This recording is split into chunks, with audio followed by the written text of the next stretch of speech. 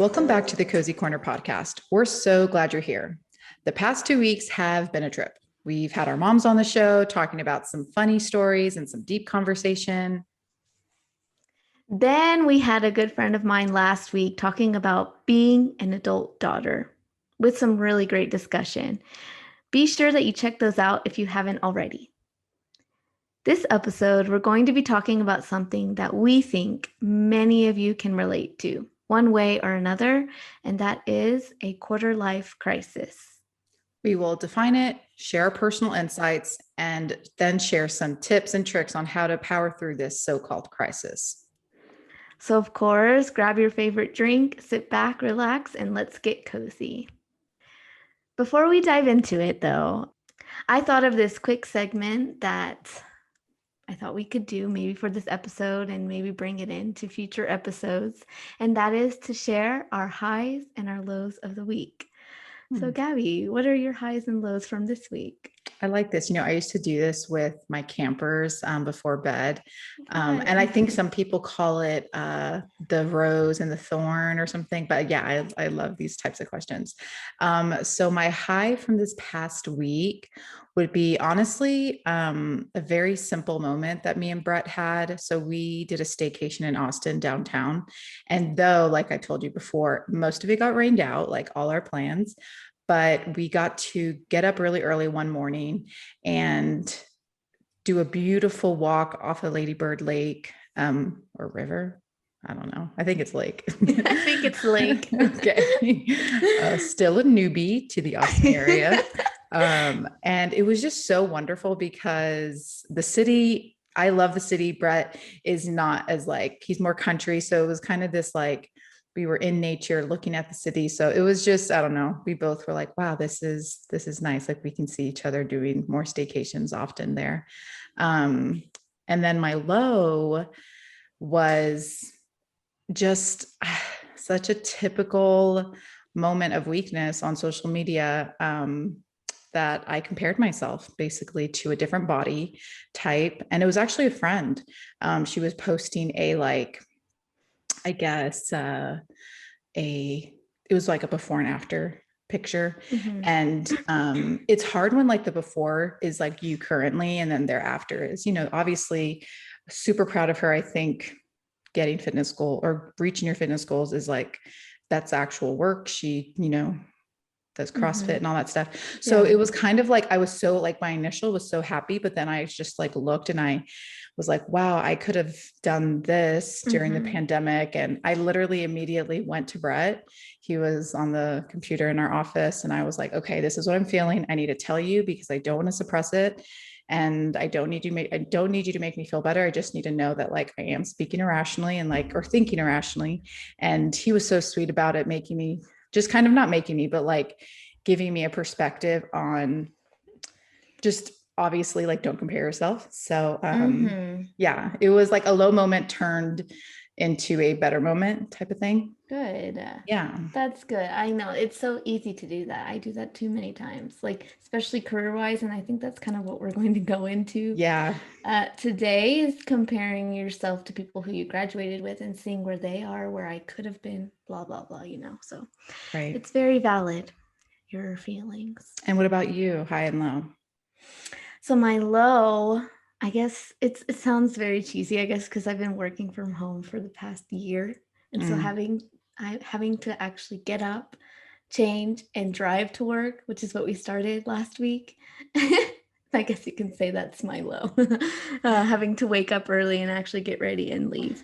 But I am very privileged. I'm very lucky to have a job. So my high is actually going to school and seeing my students, being able to be with them. So with the low, there was this big high because you're like, wait, I actually love seeing you in person. Exactly. Just getting here. Yeah. I got to visit some of the houses because at my school there are internal. So I went to some of their houses and I got them cute little masks from Texas that I was able to bring them back. And it was so good to see them. They were obviously very excited to see me too. So it was nice to get, hugs from my students again after a year. It's literally been a year, so very grateful. Oh, Well, let's just jump right into our quarter life crisis main topic. And before we go into this, I just want to let our listeners know that when we brought this up, I think we made a list when we first originally started Cozy Corner, and this was always on our list. And when we Googled it, finally, wanting to get the script together, it was like Google almost like automatically thought we were talking about midlife crisis and all these other things. And we're like, wait, this is so wild that there's no like doctorate articles on this. So our source that I'm going to be saying the definition is from Wikipedia. So this is obviously Wikipedia is like a customer like audience based thing, but it's definitely including some psychology references. And the definition of quarter life crisis we found in popular psychology is a quarter life crisis is involving anxiety over the direction of a quality of one's life, which is most commonly experienced in ranging from a person's early 20s up to their mid 30s. Yep, it's exactly how it sounds. That's where we are, right? We're in our late 20s. Yeah. Moving into our 30s. So that's where the quarter life crisis comes in, like 25 up to 35, I would say. So I think we can agree with that definition. Yeah. And it's funny though, because, like on when we were trying to Google it, really in the media and in movies, you hear about a midlife crisis and nobody really talks about what a quarter life crisis is. It's not really depicted or illustrated. Yeah. No, I was going to say that I read in Forbes an article from a 25-year-old. She says, I found myself in a quarter life crisis, or as the muse puts it, a period of intense soul searching and stress occurring in your mid 20s to early 30s, typically because you feel you're not achieving your full potential or are falling behind. And it was an article titled Millennials.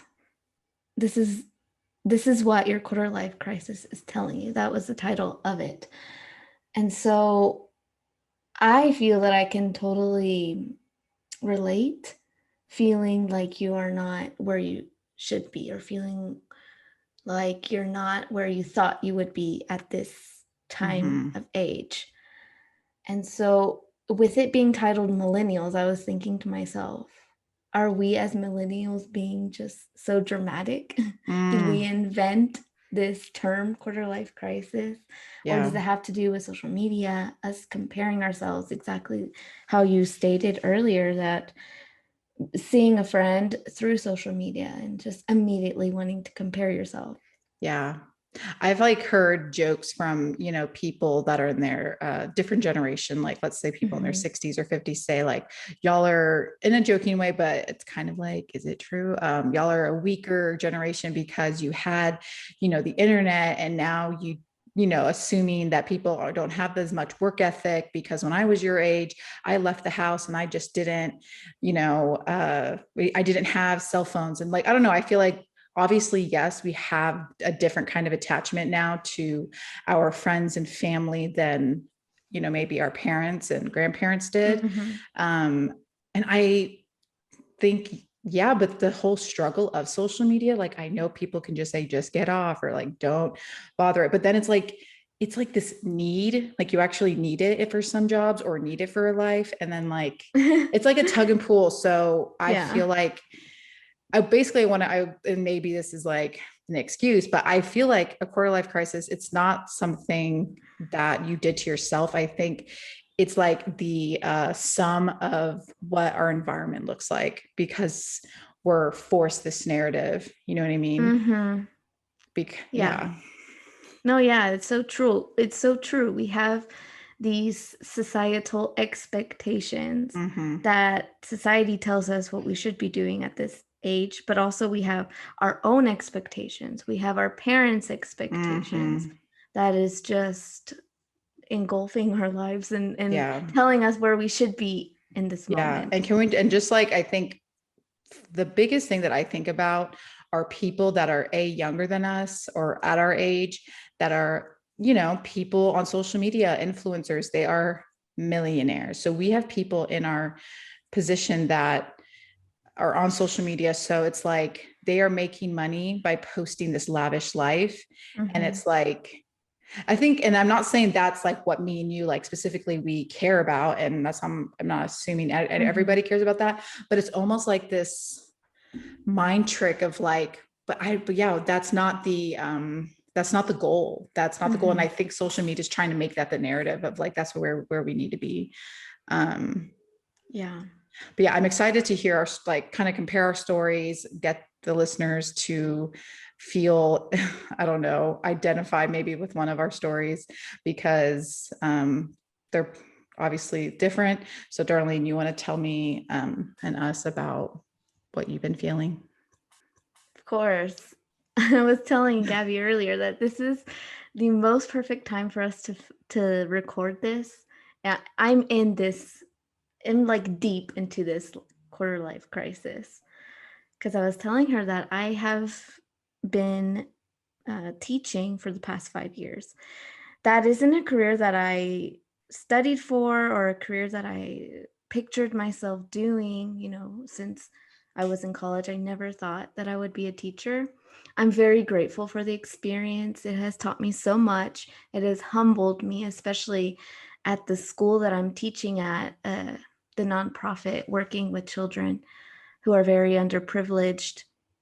So it has been a joy being a teacher, but thinking about teaching at a different school, I was also telling Gabby this, thinking about teaching at a different school, like trying to expand my, how do you say, like grow in my Uh-huh. career. That's what I'm trying to say.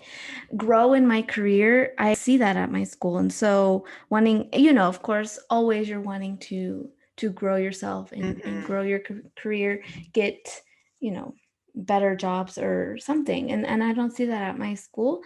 And so Edwin was telling me, okay, we'll just apply at another school. And I'm like, that doesn't sound fun to me. Like the only school I want to teach is at my school. So anyway, I'm in this crisis of trying to figure out what is my next career choice. Career move, yeah. What is my next career move? So it is so I'm so deep into this crisis trying to figure out what's next for me. Mm. And thinking about that, it's like I tell myself, I want to be a teacher for the rest of my life? Do I Mm. want to um, stay in this comfort zone that I'm in for the rest of my life? And it's funny how it's a norm to say that, like to do something for the rest of Mm. your life. Yeah.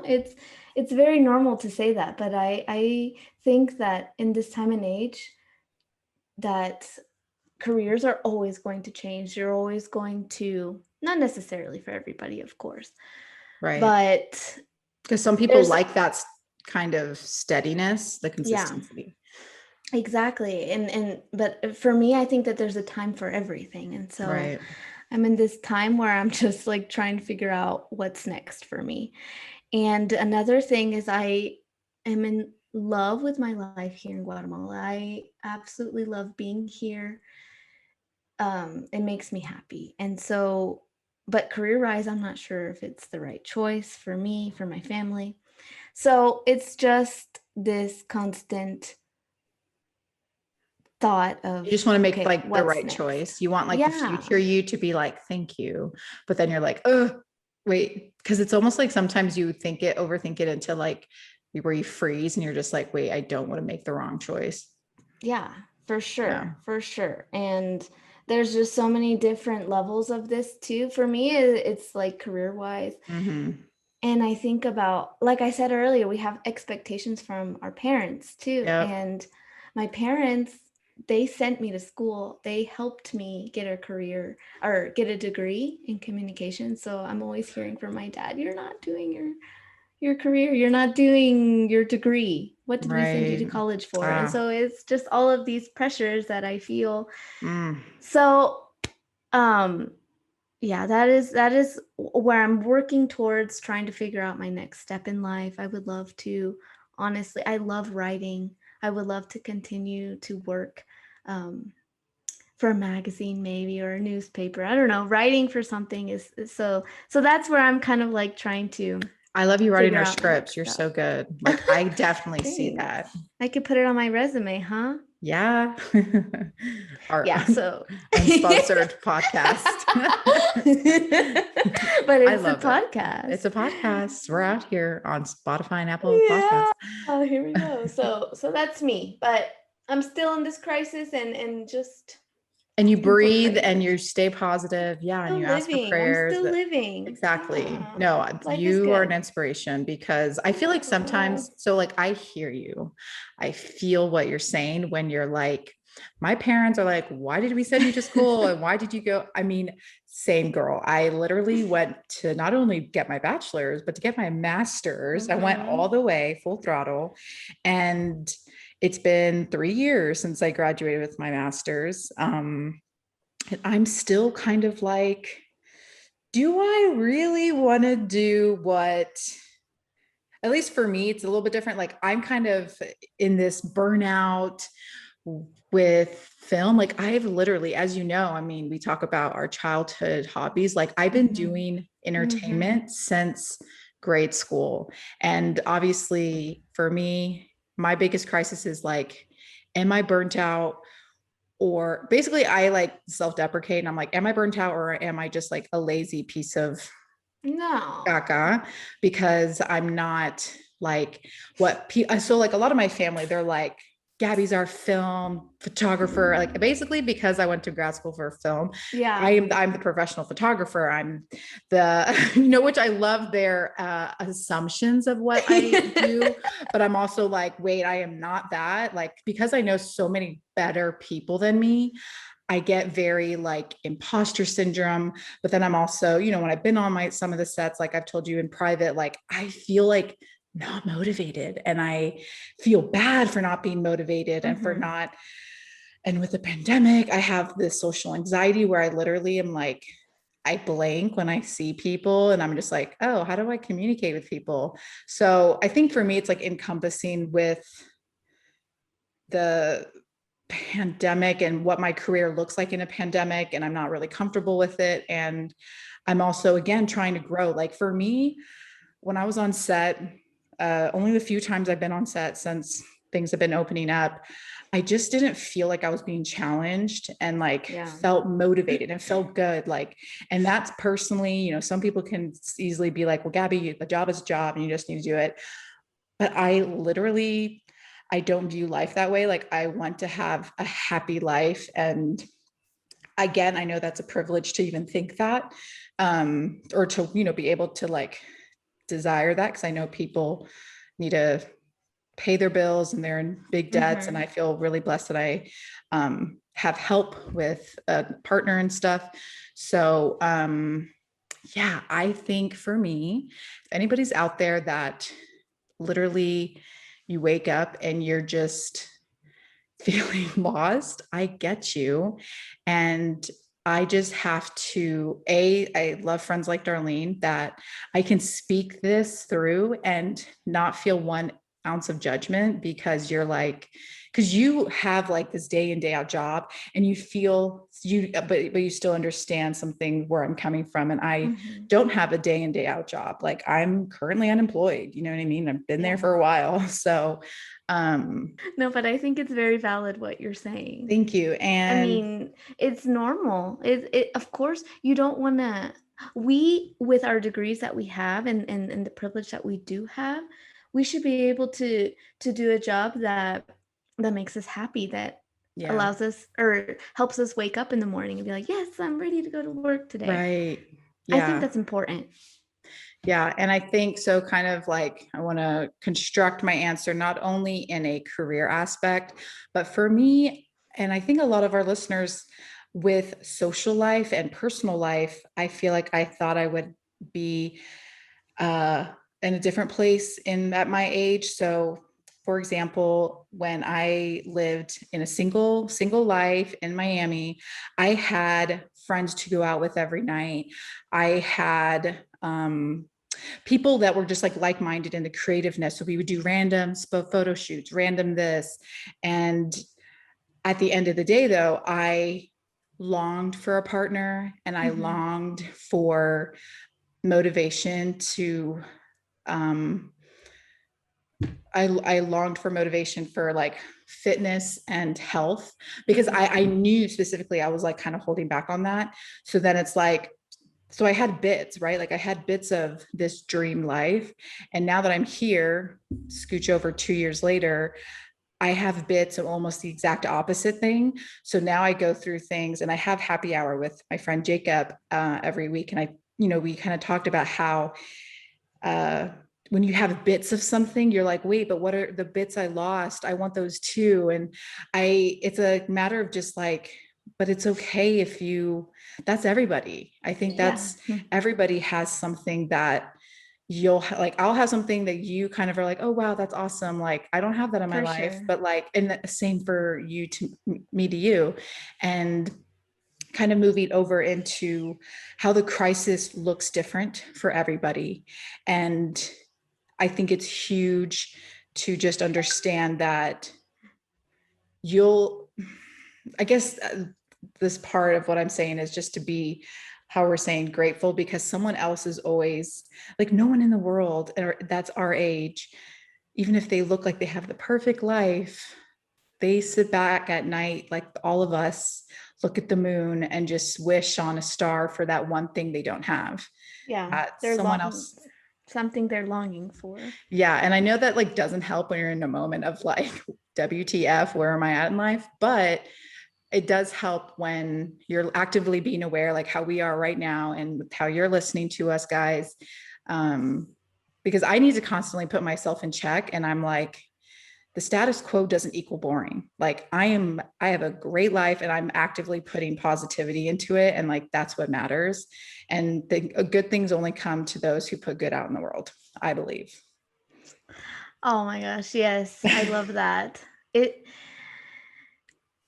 That's a good way to think about it whenever you are feeling in a rut, whenever you're Yes. thinking, or you're comparing yourself to somebody who has something that you want.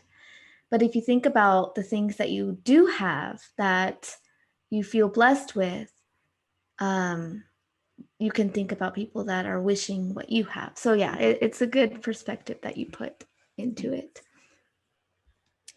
Um, One thing I think is super important that I think that if you are feeling in this crisis is just to bring up these feelings with friends or with your partner or maybe even your mom, your dad, someone close to you, because just because it seems like that their life is dandy and perfect on the outside, that doesn't mean that they're struggling in a way that Gabby just mentioned, that we are sure that even if they are portraying that their life is extravagant and perfect, we are sure that there's something that is keeping them from having that 100% joy. So we feel Mm-hmm. that it's important to open up these types of conversations with our friends. That way you can realize that you're not alone. I mean, Mm-hmm. even you're listening to us right now and thinking like, okay, these two girls are also feeling what I'm feeling. But why not bring it up to a friend who's close to you? That way you guys can have a deeper conversation, delve more deep into dive more deep into your situation, into your perfect situation. So it's just a reminder to be grateful for the things that you already have, and knowing that talking with a friend, it can help you to make each other feel better. Yes. And let's just like segue into powering through this. I feel like you're already kind of starting it with like, okay, so I'm in this rut. What do I could do now? What do Um, we have to do? Yeah, so in this last part, we want to talk about some things that we can do to power through our quarter life crisis. And in the article from the Muse, which I mentioned earlier, it mentions the typical sufferer of a quarter life crisis is highly driven and smart, but struggling because they feel they're not achieving their potential or feeling they're falling behind. And Hmm. that's from Nathan Gilbert, who's PhD, a psychologist from That makes Washington, me feel D.C. good because like that's like a compliment. Like we are highly driven and smart. Okay. I feel like we are. Okay. Move on. One second. Do you hear there's like firecrackers? Do you Oh hear yeah. Is them? that firecrackers? Yeah. Or like, yeah, they're firecrackers. Okay, yeah, they stopped. That happens very often here in Guatemala. Ah, Okay. casual. Continue. Okay. No, but yeah, that's what I love. Like, that's great news. We're highly driven, we're smart. That makes me feel good. Yeah, we're So, aware. being in this quarter life crisis is because we're driven, it's because we're smart, and we have these expectations for ourselves that we just need to push through them so that we can get to where we want to be. So, We're just overthinkers. yeah, for sure. So, the tips that we do have, the first one is seek solidarity. And that's what I literally just mentioned a couple seconds ago. Talk with a friend, your sibling, someone who's close to you, and let them know how you feel. And the second one is start a side hustle. So, for example, me and Darlene do this podcast. You know what? I enjoy the heck out of it. I enjoy talking to my friend, talking about things that I probably talk to myself about on the, on the loo. Like I just think about all these things and I'm like, wow, so glad that me and Darlene have this outlet. I think creating something with yourself or with someone else that is like-minded is just it's just positive and it gives you purpose. Cause I think that's like an overarching thing of maybe what quarter life crisis is like putting like, what's my purpose? And this podcast is whether it's no one or 100 people listening, like we are still doing it because it puts purpose for our day and it lightens my day every time we end up, we finish recording. So Yes, for yeah. me, it gives me the ability to be creative. Yeah. So start a hobby, do journaling, do volunteer work. Make sure you just set aside something for you that you love. Perfect.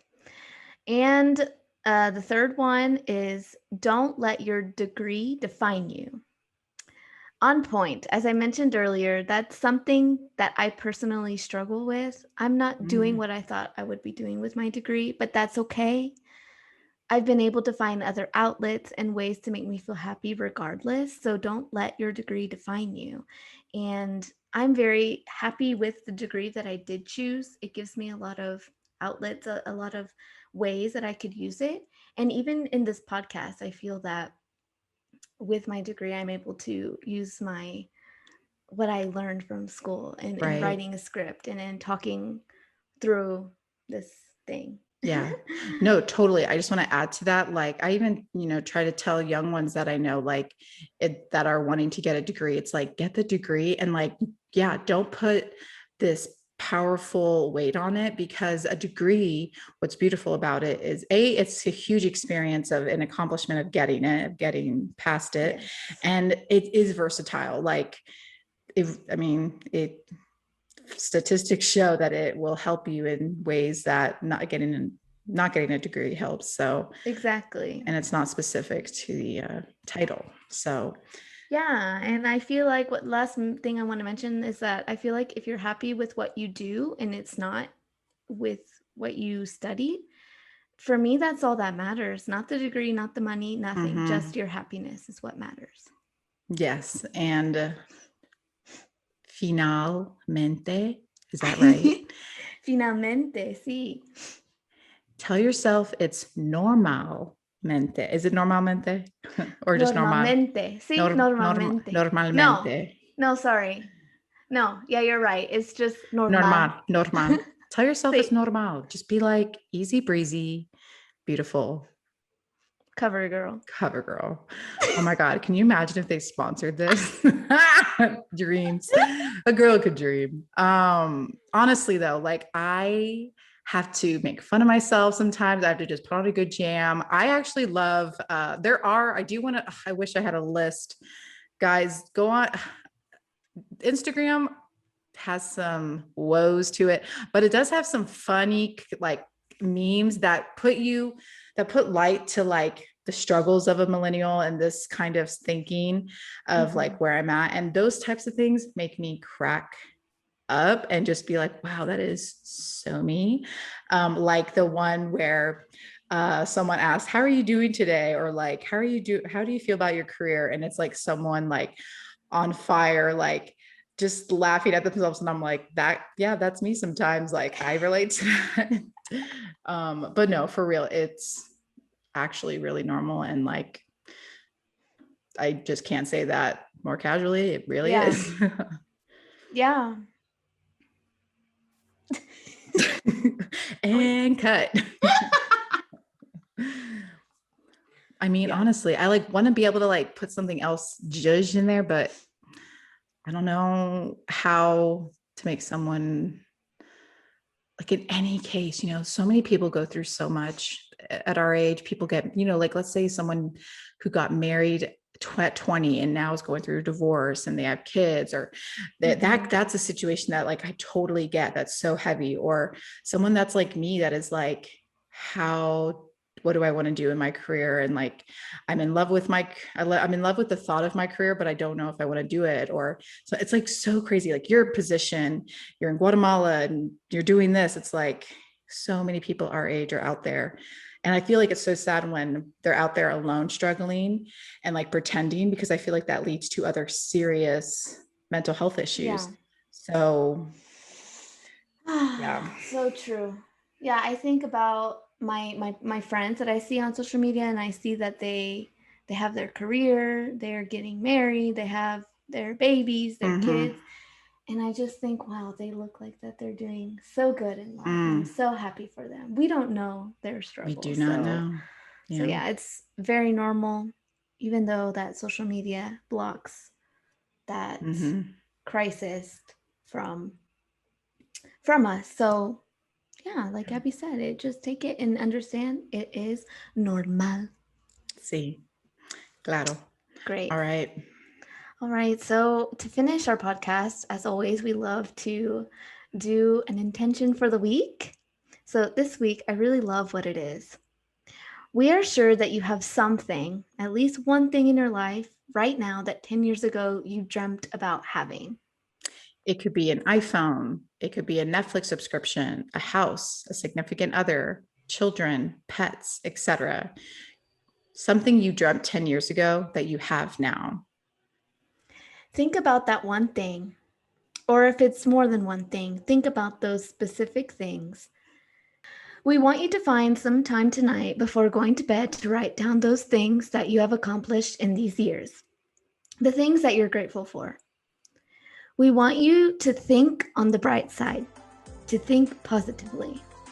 Put that piece of paper or Post-it note somewhere visible that you can see every day, whether it's on the bathroom mirror, on your fridge, on the side of the table, on your desk, and have a daily reminder of those things you're grateful for accomplishing or receiving throughout these years. We wish you all the best, and we want to remind you that you are not alone. That concludes our podcast for today. If you want to keep listening, please check out our page for past episodes and don't forget to subscribe for our future ones. You can subscribe to our podcast on Spotify, Apple Podcasts, or you can even watch us on YouTube. We'd love it if you left us a review or a comment to let us know what you think. Or you can catch us on Instagram at the.cozycornerpod or send us an email at thecozycornerpod@gmail.com. Thank you all for listening. We're wishing you a wonderful week and catch you next time on The Cozy Corner. God bless, take care, and adios amigos.